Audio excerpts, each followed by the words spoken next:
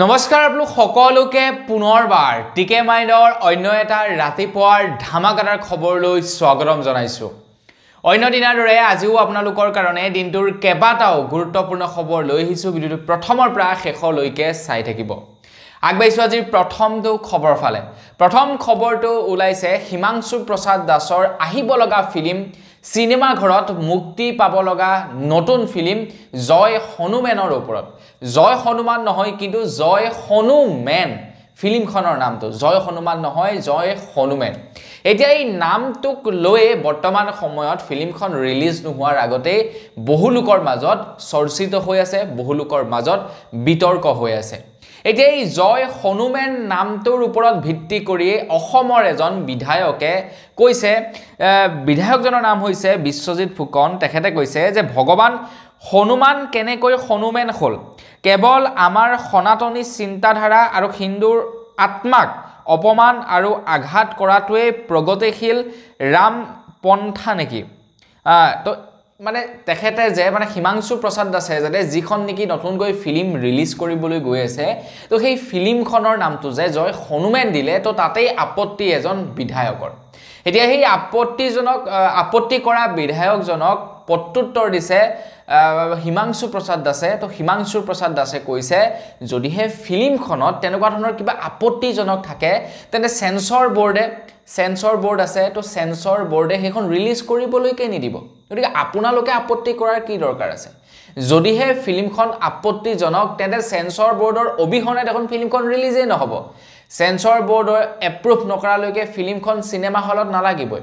গতিকে সেন্সৰ বোৰ্ড আছে, সেন্সৰ বোৰ্ডে তেখেতলোকৰ কাম কৰিব। গতিকে আমি বাকীবোৰে তাত নোসোমোৱাটোৱে ভাল। ফিল্ম এখন আহিব, অসমীয়া ফিল্ম, কিবা এটা নিশ্চয় তাতে ঘটনা আছে। জয় হনুমেন নামটো দিয়াৰ, জয় হনুমান দিয়া নাই, হনুমেন দিছে, কিবা এটা কাৰণ থাকিব পাৰে। তো তেখেতৰ মন্তব্য সেইটো। তো আপুনি কি ক'ব এই সন্দৰ্ভত কমেণ্ট এটা কৰি জনাব। তো ময়ো ভাবিম সেইটোৱে, যদিহে কিবা তাতে আপত্তিজনক আছে নিশ্চয় সেন্সৰ বোৰ্ডে সেইখন এপ্ৰুভ নকৰিব আৰু নিশ্চয় চিনেমা হলত নালাগিব। আৰু যদি একো আপত্তিজনক নাই তেন্তে ডেফিনেটলি সেন্সৰ বোৰ্ডে সেইখন এপ্ৰুভ কৰিব আৰু সেইখন চিনেমা হলত লাগিবই। নে কি কয় আপোনালোকে কমেণ্ট কৰি জনাই থৈ যাব। আগবাইছোঁ ইয়াৰ পাছৰটো খবৰ ফালে। ইয়াৰ পাছৰ খবৰটো ওলাইছে ডিমৌৰ পৰা। এতিয়া খবৰ ওলাইছে যে ডিমৌৰ APDSLৰ গ্ৰাহকসকলে তেওঁলোকৰ ঘৰৰ পৰা APDSLৰ মিটাৰ খুলি আনি ডিমৌৰ APDSLৰ অফিচত জমা দিছে বুলি জনাইছে। কৃষক মুক্তি সংগ্ৰাম সমিতিৰ সৈতে তেওঁলোকে প্ৰতিবাদ সাব্যস্ত কৰিছে। ডিমৌৰ প্ৰত্যেকৰ ঘৰত যিবিলাকৰ ঘৰত নেকি স্মাৰ্ট মিটাৰ লাগি আছিলে, তো তেওঁলোকে স্মাৰ্ট মিটাৰ খুলি আনি APDSLৰ কাৰ্যালয়ত আহি জমা দিছে। এতিয়া এই APDSLৰ স্মাৰ্ট মিটাৰক লৈ চৰকাৰে কিয় এতিয়ালৈকে মানে ভাল পদক্ষেপ লোৱা নাই সেইটো বুজি পোৱা নাই। কিন্তু বিহাৰত এতিয়া স্মাৰ্ট মিটাৰ নলগোৱাৰ সিদ্ধান্ত লৈছে। এতিয়া বিহাৰততো কোনো ধৰণৰ কৃষক মুক্তি সংগ্ৰাম সমিতি নাই, কোনো ধৰণৰ আঁচু নাই, নহয় জানো? কোনোৱে প্ৰতিবাদ কৰিবলৈ কোনো দল সংগঠন নাই। এতিয়া বিহাৰত কোনো দল সংগঠন নোহোৱাকৈয়ে তেওঁলোকে প্ৰতিবাদ কৰিলে, যিসকল নেকি আপোনাৰ সেয়া গ্ৰাহক আছিলে, কনজিউমাৰ আছিলে। আৰু বিহাৰত এতিয়া স্মাৰ্ট মিটাৰ বৰ্জন কৰা হ'ব পাৰে বুলি জনাইছে বিহাৰত। কাৰণ বিহাৰৰ মানুহৰো সেই একেই দশা আমাৰ অসমৰ নিচিনা। কিন্তু আমাৰ অসমত কিয় এইটো সম্ভৱপৰ হোৱা নাই? মই দল সংগঠনবিলাকৰ উদাহৰণ এই কাৰণেই দিব বিচাৰিছোঁ, কাৰণ বহুতে হয়তো ভাবিব পাৰে যে দল সংগঠনৰ কাৰণে আমাৰ অসমত প্ৰতিবাদ হৈ আছে, কিন্তু বিহাৰততো দল সংগঠন নোহোৱাকৈয়ে প্ৰতিবাদ কৰি আছে। তো কি কাৰণে প্ৰতিবাদ কৰিছে? ডেট মিনছ স্মাৰ্ট মিটাৰত কিবা নহয় কিবা বিসংগতি আছে। গতিকে চৰকাৰে সেই বস্তুটো ফিক্স নকৰাকৈ কি কৰিছে, উল্টা পুল্টা তেওঁলোকে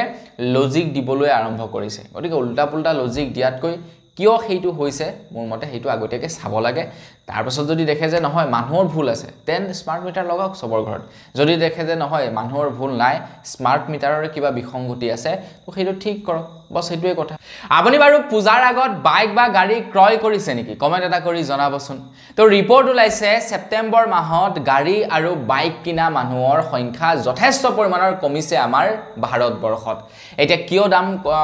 কিয় মানুহৰ সংখ্যা কমিছে সেইটো ক'ব পৰা নাই। আই থিংক চাগে তেলৰ দাম বঢ়াৰ কাৰণে চাগে গাড়ী আৰু বাইক কিনা মানুহৰ চাগে সংখ্যাটো অকণমান কমি গৈছে। তো ৰিপৰ্ট ওলোৱা অনুসৰি ছেপ্টেম্বৰ মাহত বাইক কিনা মানুহৰ সংখ্যা প্ৰায় 9.26% কমি গৈছে বুলি জনাইছে। আৰু দুচকীয়া বাহন কিনা মানুহৰ সংখ্যা প্ৰায় 8.51% বাইক কিনা মানুহৰ সংখ্যাটো কমি গৈছে পেট্ৰলৰ দাম বাঢ়িছে হয় নহয় তো তাৰ লগে লগে গাড়ী মটৰৰ দাম বাঢ়িছে তো মানুহে সেই কাৰণে চাগে গাড়ী মটৰ কিনাটো এভয়েড কৰিছে পৰাপক্ষত সেকেন্ড হ্যান্ড এখনকে লৈ মোৰ মতে চলাই থকাই ভাল এনেই নতুন এখন দি 2-3 লাখ টকা আপোনাৰ ইন্টাৰেষ্ট ভৰি তাতকে ভাল সেকেন্ড হ্যান্ড এখন লওক বিন্দাস চলাওক কোনো টেনচন নাই হেতুৱে কথা আৰু আপোনাৰ ঘৰতটো নিশ্চয় চাগে কোনোবাই নহয় কোনোবাই এডিআৰইৰ তৃতীয় বৰ্গৰ পৰীক্ষা অলৰেডি দিছে চাগে আপোনালোকৰ ঘৰৰ কোনোবা বা আপোনালোকৰ ঘৰৰ ওচৰে পাজৰে কোনোবাইটো নিশ্চয় চাগে তৃতীয় বৰ্গৰ পৰীক্ষা নিশ্চয় দিছে এতিয়া এইবাৰ তৃতীয় বৰ্গৰ পৰীক্ষাক লৈ অসম চৰকাৰে কিছুমান নতুন নিয়ম বনাইছিলে নিয়মসমূহ যেনে এতিয়াৰে পৰা আপোনালোকে এনসাৰ শীটখন চাব পাৰিব যে আপোনাৰ কোড ভুল হ'ল কোড ভুল নাই হোৱা সেইবিলাক আপোনালোকে এতিয়া চাব পাৰিব মানে OMR শীটখন আপোনালোকে চাব পাৰিব তৃতীয় বৰ্গৰ পৰীক্ষাৰ তো অহা কালিৰে পৰা আজিৰে পৰা আজিটো 8 তাৰিখ গতিকে আজিৰে পৰা আপোনালোকে আপোনালোকৰ OMR শীটখন চেক কৰিব পাৰিব বুলি জনাইছে যদি আপোনালোকৰ কিবা ভুল ভ্ৰান্তি হৈছে আপোনালোকে সেইবিলাক চাব পাৰিব যে কোড মোৰ কি ভুল হৈছিল কি নাই হোৱা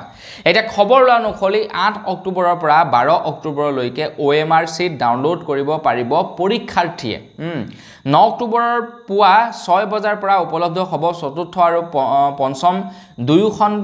কাকতৰ অফিচিয়েল এনসাৰ কি মানে কোনটো শুদ্ধ কোনটো ভুল তাৰ অফিচিয়েল এনসাৰ কি 9 অক্টোবৰৰ পুৱা 6 বজাৰ পৰা উপলব্ধ হ'ব বুলি জনাইছে উত্তৰ বহি পুনৰ নিৰীক্ষণ কৰিব আপুনি পাৰিব এবাৰ পুনৰ নিৰীক্ষণ কৰিব বিচাৰিলে 9 অক্টোবৰৰ পৰা 18 অক্টোবৰৰ ভিতৰত আবেদন কৰিব লাগিব আৰু 500 টকাকৈ আপোনালোকে দিব লাগিব তেতিয়া উত্তৰ বহি আপোনালোকে পুনৰ নিৰীক্ষণ কৰোৱাব পাৰিব মানে কি আপোনালোকক প্ৰথমতে এনসাৰ শীটখন দি দিব তাৰ পাছত OMR শীটখন দি দিব যদি আপুনি বুলে কৰবাত দেখিলে আপোনাৰ কিবা এটা প্ৰশ্ন হ'ব লাগিছিল শুদ্ধ তো সেইটো ভুল দি ৰাখিছে তো দেন আপোনালোকে কি কৰিব পাৰিব আপোনালোকে পুনৰ মানে সেইখন নিৰীক্ষণ কৰিবৰ কাৰণে আবেদন কৰিব পাৰিব আৰু তাৰ কাৰণে আপোনালোকে 500 টকা পৰিশোধ কৰিব লাগিব আজিৰে পৰা আপোনালোকে OMR শীট ডাউনলোড কৰিব পাৰিব অহা কালিলৈ আপোনালোকে এনসাৰ কি মানে কোনটো শুদ্ধ কোনটো ভুল তাৰ যিখন এনসাৰ শীটখন আপোনালোকে লব পাৰিব বুলি জনাইছে আমাৰ অসমত বৰ্তমান সময়ত জল জীৱন মিছন যোজনা প্ৰায় বন্ধ হৈ আছে বুলি ক'ব পাৰি অসমৰ প্ৰায় বিলাক অঞ্চলতে জল জীৱন মিছন যোজনা বন্ধ হৈ আছে আৰু তাতকৈ ডাঙৰ কথাটো হৈ গ'ল যে যি সকলৰ মাটিত জল জীৱন মিছনৰ কাম আৰম্ভ কৰিছিল বা যি সকলৰ মাটিত নেকি জল জীৱন মিছনৰ অফিস বহাইছে বা পানী টেংকি বহাইছে তো তেওঁলোকে এক্স্যাক্টলি কি সুবিধা পাব সেইটো এতিয়ালৈকে ঠিৰাং হোৱা নাই তো আমাৰ ইয়াৰে এজন অকৰা অজলা লৰাৰ ঘৰত এটা জল জীৱন মিছন যোজনা বঢ়ুৱা হৈছে তাক মই হিদিনাখন খুদিছিলো যে তোমাক এক্স্যাক্টলি দিব কি তোমাৰ ঘৰত যে জল জীৱন মিছন যোজনাৰ সেই পানী টেংকিটো বহাইছে তোমাক এক্স্যাক্টলি সৰকাৰৰ ফালৰ পৰা দিব কি তেতিয়া কি কৈছে যে এতিয়ালৈকে গম পোৱা নাই কি দিব কি নিদিব কিন্তু জনা অনুসৰি তাতে এটা চাকৰি আছে বুলে যেটো হৈছে আপোনাৰ সেই মেচিনটো অন অফ কৰা তো সেই চাকৰিটো সেই লৰাজনে পাব বুলি কৈছে এটা তাৰ দৰমহা আই থিং বেছি নহব 4-5 টকা হ'ব সাগে আৰু তাৰ লগতে মানুহৰ ঘৰে ঘৰে যে পানী দিব তাৰ বাবদ প্ৰত্যেক মাহে 50 টকাকৈ সেই লৰাজনে তুলিব পাৰিব এটা সেইটো পাবনে নাপাব সেইটো থিৰাং নহয় গতিকে সববিলাক কাম বন্ধ হৈ আছে এটা জল জীৱন মিছন যোজনা কেন্দ্ৰ কৰি জয়ন্ত মল্ল বৰুৱাৰ ওপৰত অসম প্ৰদেশ কংগ্ৰেছৰ ভূপেন বৰাই এটা এলিগেশ্যন লগাইছে তো ভূপেন বৰাই কৈছে যে জল জীৱন মিছন যোজনাৰ ফুল ফৰ্ম একচুয়ালি জল জীৱন মিছন যোজনা নহয় মানে জেজেএমৰ ফুল ফৰ্ম জল জীৱন মিছন যোজনা নহয় জেজেএমৰ ফুল ফৰ্ম হৈছে জয়ন্তৰ জেপত মানি তো এই জল জীৱন মিছনৰ অধীনত যথেষ্ট পৰিমাণৰ কেলেংকাৰী হৈছে বুলি জনাইছে ভূপেন বৰাই আৰু ভূপেন বৰাই কৈছে যে ইয়াৰ CBI তদন্ত লাগে জল জীৱন মিছন যোজনাৰ যে কামখিনি বন্ধ হৈ আছে ঠিকাদাৰে যে পইচা পাবলৈ বাকি আছে তো ইয়াৰ বলে যথেষ্ট পৰিমাণৰ কেলেংকাৰী হৈছে বুলি জনাইছে তো তাৰ CBI তদন্ত লাগে বুলি ভূপেন বৰাই দাবী উত্থাপন কৰিছে এতিয়ালৈকে আমি দেখা পাই আহিছো আমাৰ অসমৰ মুখ্যমন্ত্ৰী ডক্টৰ হিমন্ত বিশ্ব শৰ্মা দেৱে কেৱল মহিলাসকলৰ কাৰণে প্ৰায় বিলাক কাম কৰি আহিছে এটা চাকৰিৰ কথা বাদ দিলো বাৰু বাকি আঁচনি বিলাক কেৱল মহিলা কেন্দ্ৰিক কেৱল ছোৱালী কেন্দ্ৰিক কিন্তু লৰাবিলাকক অকনমান হিমন্ত বিশ্ব শৰ্মা দেৱে আউকান কৰা যেন অনুভৱ হৈছে তো সেই কাৰণে এইবাৰ পাৰিলে আমি মামিক মুখ্যমন্ত্ৰী বনাই দিও নেকি তেতিয়া যদি আমাৰ লৰাবিলাকৰ সুবিধাবিলাক অকমান চাই বাৰু যে কি নহক ধেমালি কৰিছো তো মন্ত্ৰী হিমন্ত বিশ্ব শৰ্মা দেৱে জনাইছে যে লৰাবিলাকেও চিন্তা কৰিব নালাগে লৰাবিলাকৰ কাৰণেও খুব সোনকালে ভাল ভাল আঁচনি আনিব বুলি জনাইছে মন্ত্ৰী হিমন্ত বিশ্ব শৰ্মাদেৱে তো হোপফুলি আনিলে ভাল পাম আৰু নহয় জানো ল'ৰাবিলাকৰ কাৰণে একোৱে আঁচনি নাই সব ছোৱালীৰ কাৰণে তো ল'ৰাবিলাকেওতো বিচাৰে ন কিবা এটা খা সুবিধা চৰকাৰৰ পৰা এনেও সব বস্তুৰ দাম বাঢ়িছেই যেতিয়া মোৰ মতে আঁচনিটো লাগে আমাক নহয় আঁচনি পালেও আমি বস্তু দামত কিনিব লাগিব নাপালেও আমি দামত কিনিব লাগিব গতিকে বেলেগৰ কাৰণে আৰু আমি বস্তু দামত কিয় কিনিম যদি আমি দামত কিনিবই লাগে দেন চৰকাৰী আঁচনি পাই দামত কিনো তেতিয়া এটলিষ্ট মনটো ভাল লাগিব আগবাইছো ইয়াৰ পাছৰটো খবৰ ফালে ইয়াৰ পাছৰ খবৰটো ওলাইছে পিএম সূৰ্য ঘৰ যোজনাৰ ওপৰত আপোনালোকে পিএম সূৰ্য ঘৰ যোজনাৰ কাৰণে আবেদন কৰিছিলে নে নাই কৰা কমেন্ট এটা কৰি জনাব মন্ত্ৰী হিমন্ত বিশ্ব শৰ্মাদেৱে যোৱাকালি জনাইছে যে আপোনালোকে পিএম সূৰ্য ঘৰ যোজনাৰ অধীনত ঘৰত সোলাৰ পেনেল লগাবৰ কাৰণে থাৰ্ড পাৰ্টিৰ সহায় লবলৈ আপোনালোকক মানা কৰিছে থাৰ্ড পাৰ্টি ব্যক্তিৰ আপোনালোকক সহায় লবলৈ মানা কৰিছে আপোনালোকক এপ্লাই কৰিবলৈ কৈছে অফিচিয়েল পোৰ্টেলৰ জৰিয়তে আৰু তাৰ পাছত আপোনালোকৰ ঘৰলৈ মানুহ আহিব আৰু তেওঁলোকে স্বয়ং নিজে আপোনালোকৰ ঘৰত সূৰ্য ঘৰ যোজনাৰ সোলাৰ পেনেল বহাই দিব বুলি জনাইছে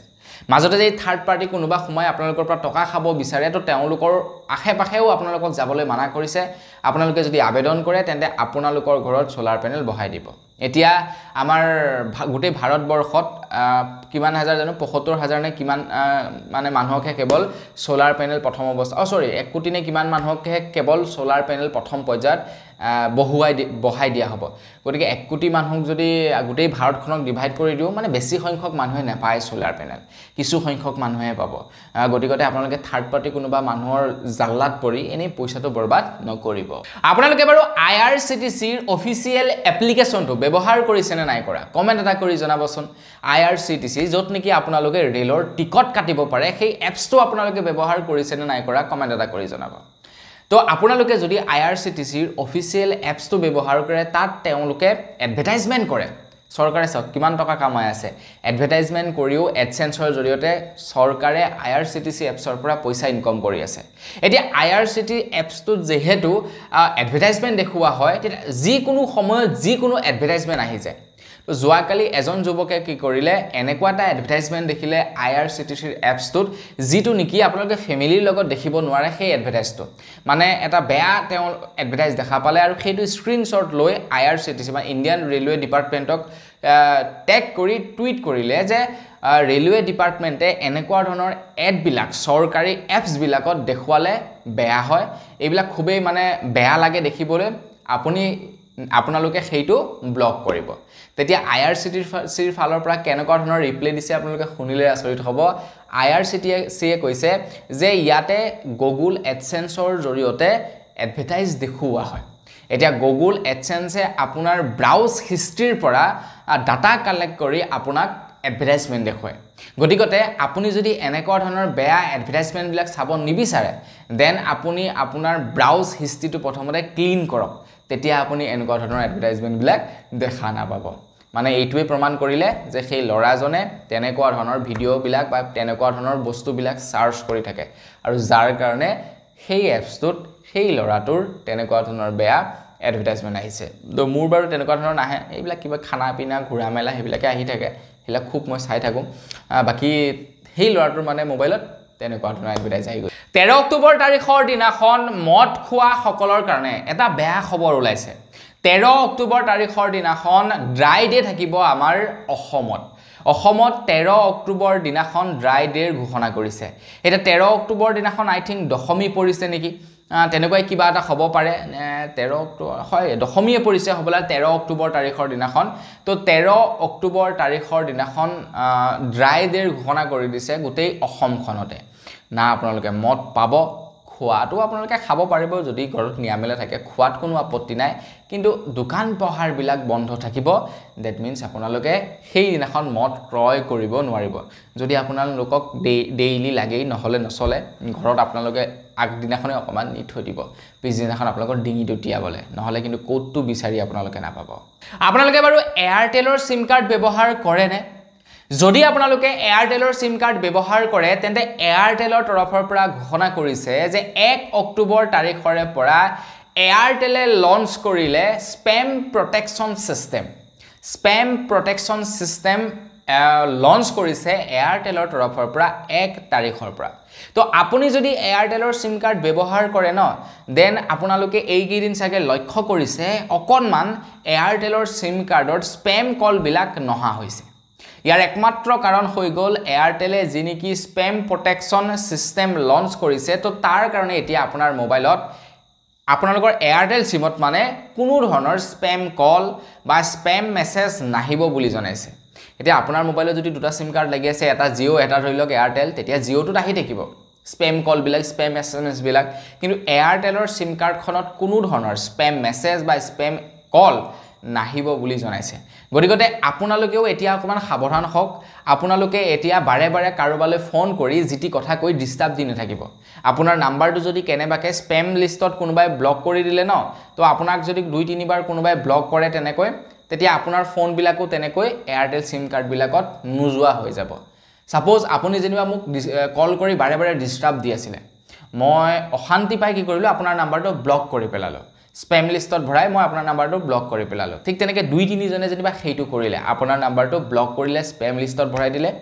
তো তেতিয়া মানে এয়াৰটেলে আইডেন্টিফাই কৰিব যে এই নাম্বাৰটো স্পেম নাম্বাৰ হয় গতিকে আপুনি যদি এয়াৰটেল কোম্পানীৰ কোনোবা সিম কাৰ্ডলৈ কল কৰে দেন আপোনাৰ নাম্বাৰটো কি হ'ব ব্লক হৈ যাব যে এইটো স্পেম নাম্বাৰ গতিকে ইয়াৰ কল ইয়াৰ এইটো নাম্বাৰত আহিব নোৱাৰে সো সেই কাৰণে আপোনালোকে কি কৰিব পাৰিলে এতিয়া যাক তাক জিটি ফোন কৰি এনে ডিস্টাৰ্ব নিদিব নহলে আপোনালোকৰ নাম্বাৰো তেনেকৈ ব্লক কৰি দিব বজাৰত এতিয়া বস্তুৰ দাম বৰ ব্যাগুম ৰকমত বাঢ়িছে পিয়াজৰ কেজি 80 টকা বিলাহীৰ কেজি 35 টকা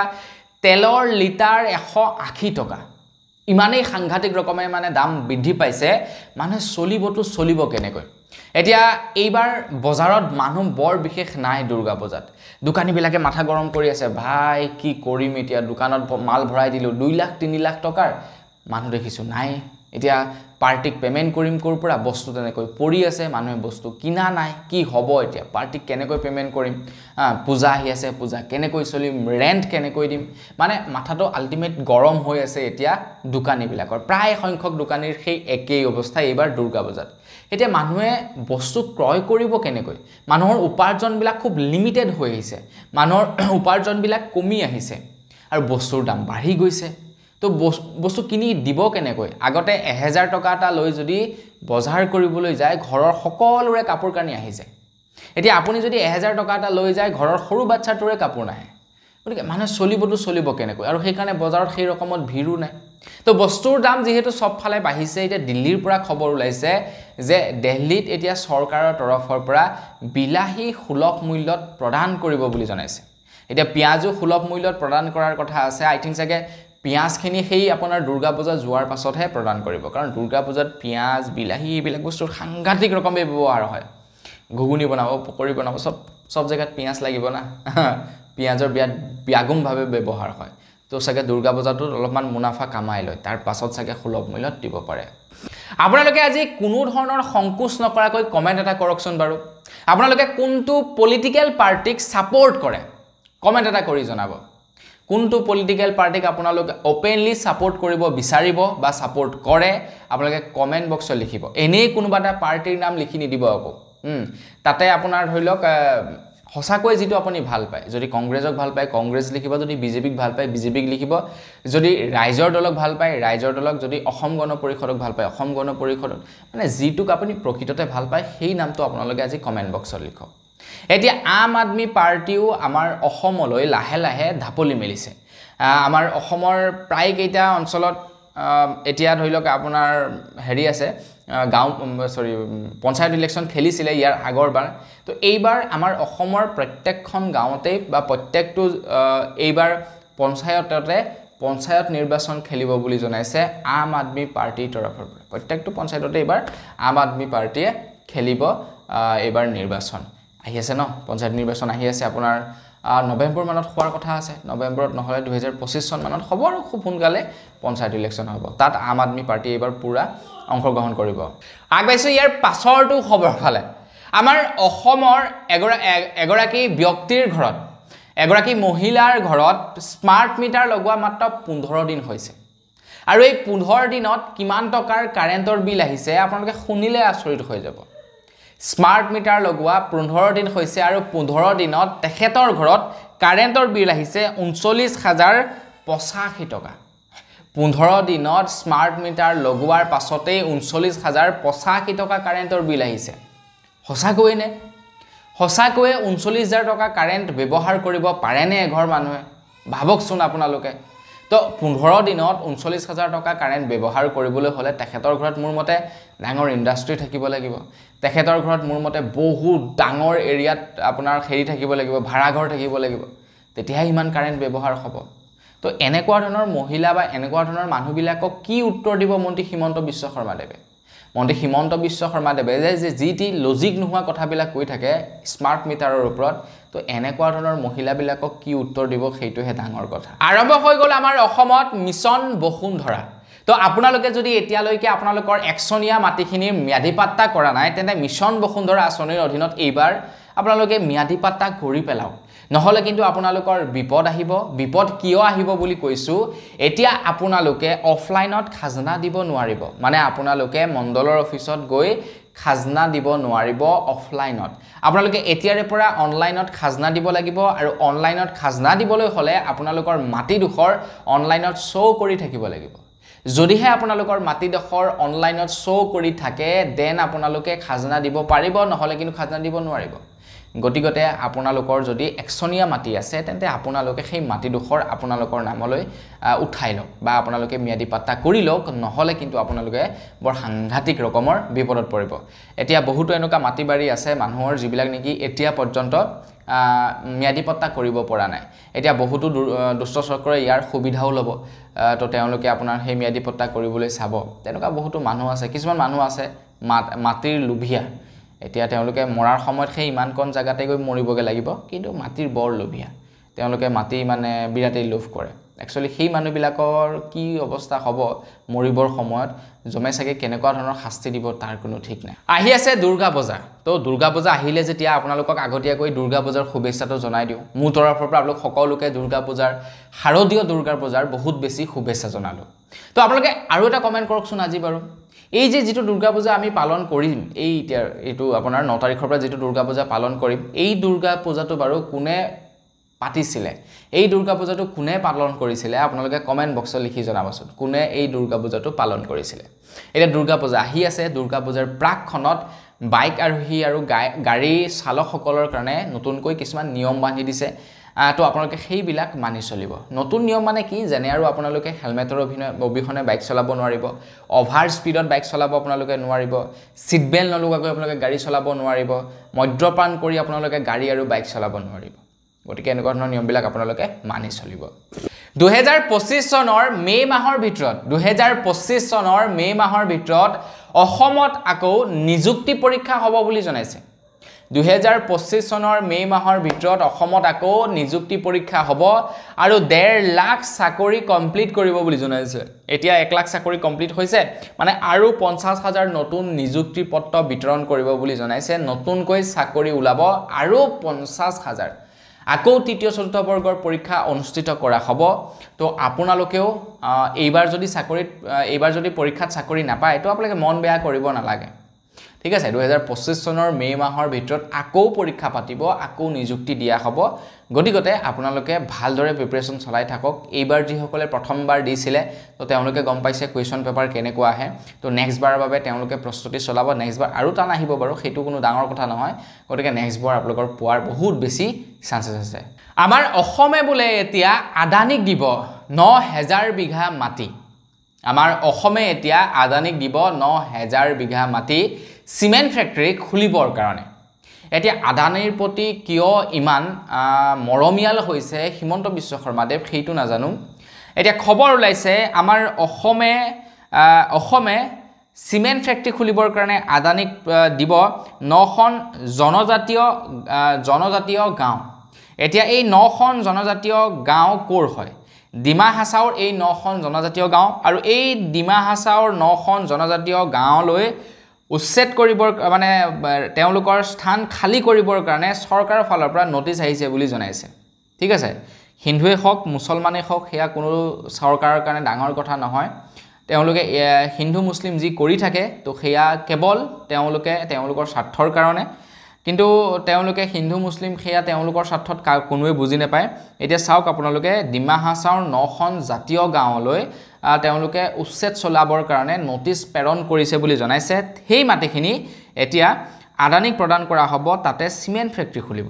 আৰু আনহাতে ঝাৰখণ্ডৰ পৰা খবৰ ওলাইছে ঝাৰখণ্ডত জনজাতি কল্যাণৰ বাবে প্ৰায় 83,700 কোটি টকাৰ প্ৰকল্প মন্ত্ৰী হিমন্ত বিশ্ব শৰ্মাদেৱে ঘোষণা কৰিছে মানে ইয়াতে কিবা এটা লিংক থকা যেন পোৱা নাই নে হয়নে নহয় মই হেইটো কৈছো আপোনালোকক যে চৰকাৰে বা পলিটিচিয়ান সকলে তেওঁলোকৰ লাভৰ বাহিৰে একো বুজি নাপায় তেওঁলোকে যে হিন্দু মুছলিমই মাজে মাজে এইবিলাক যে কৈ থাকে হেবিলাক আমাক অকনমান বিভ্ৰান্তিকৰ কৰিবৰ কাৰণে আমি যাতে হেইবিলাকতে লাগি থাকো মেইন কথাবিলাকত যাতে আমি হুমাই নপৰো সৰকাৰৰ সেই কামবিলাকক যাতে আমি বিধি বথালি নিদু তো তাৰ কাৰণে তেনেকুৱা ধৰণৰ কথাবিলাক কৈ আমাক অকনমান ডাইভাৰ্ট কৰিব বিচাৰে গতিকে হেবিলাকৰ পৰা আমি পাৰিলে অকনমান বাছি থকাটো বেছি দৰকাৰ আমাৰ অসমৰ বৰ্তমান সময়ত নেশনেল হাইৱেৰ অৱস্থা একেবাৰে বেয়া আগবাঢ়িছো একেবাৰে হেখৰটো খবৰৰ ফালে আমাৰ অসমৰ নেশনেল হাইৱেৰ অৱস্থা বৰ্তমান সময়ত একেবাৰে বেয়া বেলেগৰ কথানো কি কম নিজৰ চকুৰে দেখি থকা আমাৰ ফ্ৰণ্টৰ যেটো নেকি 15 নং ৰাষ্ট্ৰীয় ঘাইপথ তো 15 নং ৰাষ্ট্ৰীয় ঘাইপথৰ অৱস্থা যি খাতাৰনাক বেয়া তো কেইদিনমান আগলৈকেতো আপোনাৰ যাবই নোৱাৰে অৱস্থা বেয়া আলট্ৰাত উঠি গলেতো বৰবাদ আৰু আপুনি এইফালে এবাৰ যাব সেইফালে এবাৰ এনেকৈ ওপৰলৈ যাব মানে অৱস্থা বেয়া হৈ যায় মন্ত্ৰী হিমন্ত বিশ্ব শৰ্মাদেৱ কেইদিনমান আগত আমাৰ ইয়াত আহিছিলে তো তাৰ আগে মানে তেখেত অহাৰ আগে একদিন দুইদিন আগে সেয়া অলপ ঠিক কৰিলে কিন্তু সব জায়গা ঠিক নহয় আৰু এতিয়াও হেয়ে আছে নেশনেল হাইৱেৰ অৱস্থা হে চাই ললে হে হল এবাৰ এটা গুগলে কি কৰিলে শিৱসাগৰ আৰু জুৰহাট সংযোগী যেটো নেশনেল হাইৱে হেতু মাপবাপেকে গুগল মেপৰ পৰা অটৰাই দিলে তেখেত লোকৰ মতে হেই ৰাস্তাৰে নুজোৱাই ভাল হেতু নেশনেল হাইৱেত নপৰে বেলেগ এটা ৰাস্তা দিছে যে এইটো ৰাস্তাৰে যাওক এই ৰাস্তাটো ভাল আছে মানে নেশনেল হাইৱেৰ অৱস্থা হেয়া আমাৰ অসমত বৰ্তমান সময়ত চাওক গুগল মেপেও অটৰাই দিছে মেপৰ পৰা আৰু কিমান লাজ দিব বাৰু চাওকচোন আমাৰ অসমত তো বন্ধু বান্ধৱীসকল বস আজিৰ ভিডিও জনাবলগীয়া খবৰ ইমান কেইটা আছিল খবৰ কেইটা জানি কেনেকুৱা লাগিলে আপোনালোকৰ কমেন্ট এটা কৰি জনাব যদি ভাল লাগিলে লাইক এটা কৰিবলৈ নাপাহৰিব চেনেল যদি সাবস্ক্ৰাইব কৰা নাই সাবস্ক্ৰাইব কৰি ল'ব পুনৰ এটা ভিডিও লগ পোৱাৰ খালি বিদায় মাগিছো ধন্যবাদ জয় অসম